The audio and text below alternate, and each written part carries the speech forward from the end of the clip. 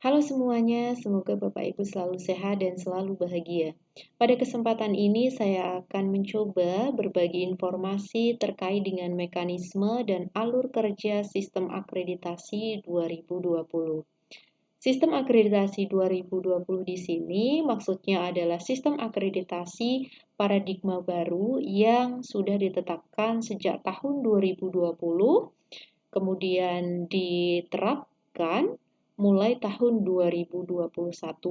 Jadi sekolah-sekolah yang melakukan akreditasi tahun 2021 sudah menggunakan sistem akreditasi dengan paradigma baru ini, di mana sistem akreditasi 2020 ini menggunakan instrumen akreditasi Satuan Pendidikan 2020 yang dikenal dengan IASP 2020.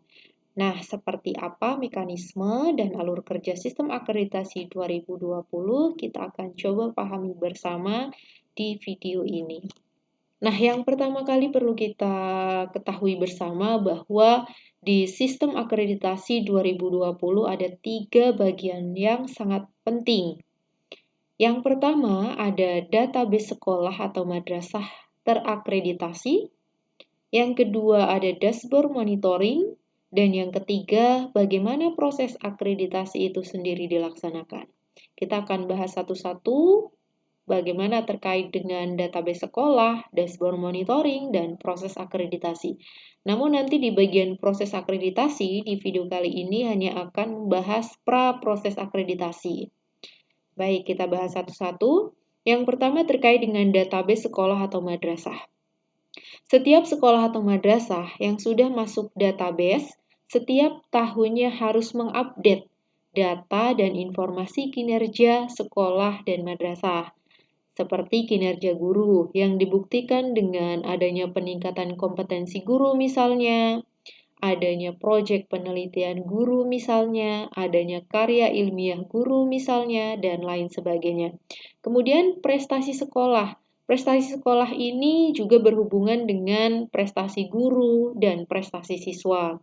Kalau siswa, salah satunya mengikuti lomba, kemudian juara, atau mengikuti event pengembangan inovasi yang diadakan oleh LIPI misalnya, itu juga merupakan prestasi sekolah. Selain itu juga ada dokumen-dokumen lain yang menunjukkan kinerja sekolah atau madrasah.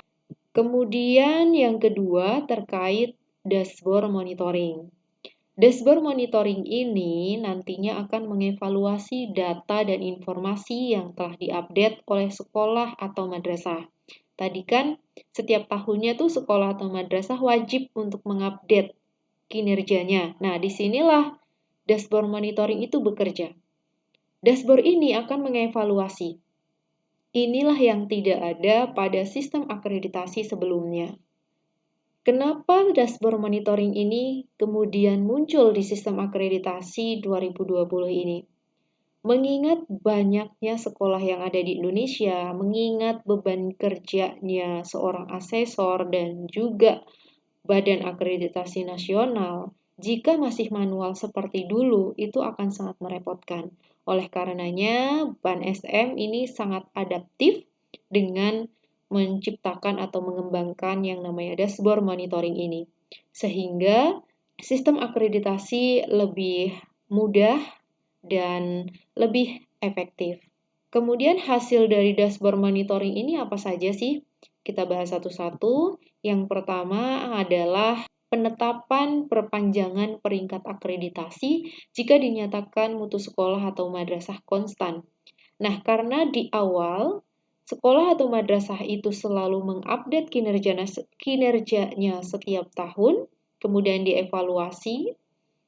Nah, setelah dievaluasi, apabila mutunya dianggap tetap, maka secara otomatis akan langsung perpanjangan peringkat akreditasi.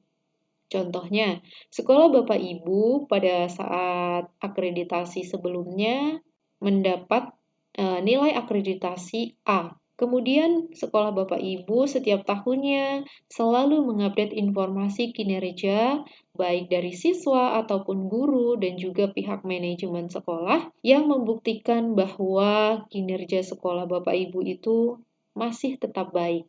Hasil evaluasinya adalah penetapan perpanjangan peringkat akreditasi sekolah Bapak Ibu tetap A, karena dianggap atau dinyatakan tetap mutunya.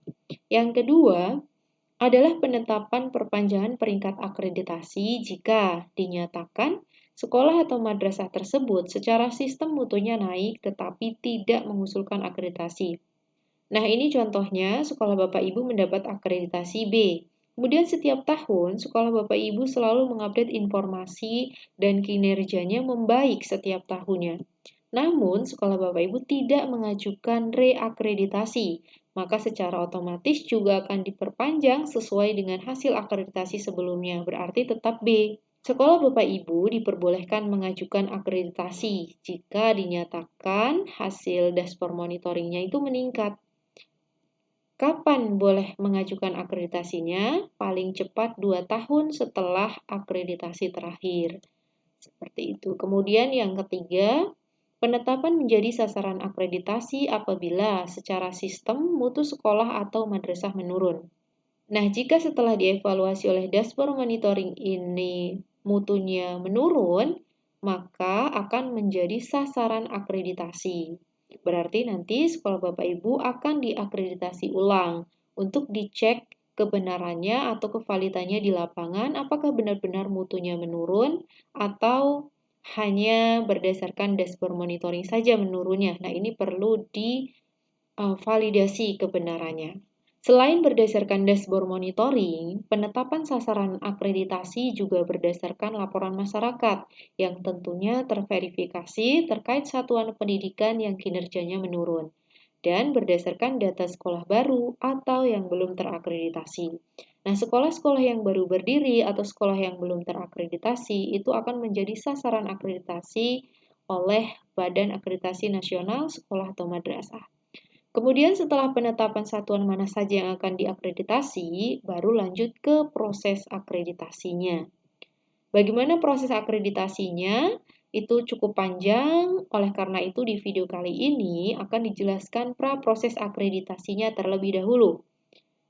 Nah, sekolah atau madrasah yang tadi sudah ditetapkan menjadi sasaran akreditasi, jika ingin menuju proses diakreditasi, harus memenuhi persyaratan mutlak atau compliance mutlak, juga harus memenuhi compliance relatif dengan skor minimal 60.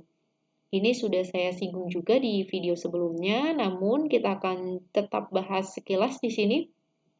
Apa saja sih compliance mutlak yang harus dipenuhi sebagai syarat diakreditasi? Ini dia. Sekolah atau madrasah itu telah memiliki izin operasional yang dibuktikan dengan telah mengunggah dalam Dapodik, kemudian sekolah atau madrasah pernah meluluskan siswa, ini ada tracer siswa, dan sebagainya. Kemudian sekolah atau madrasah menyelenggarakan alokasi waktu proses pembelajaran sesuai kurikulum nasional. Juga sekolah atau madrasah menyelenggarakan seluruh mata pelajaran yang diwajibkan sesuai kurikulum nasional di seluruh kelas.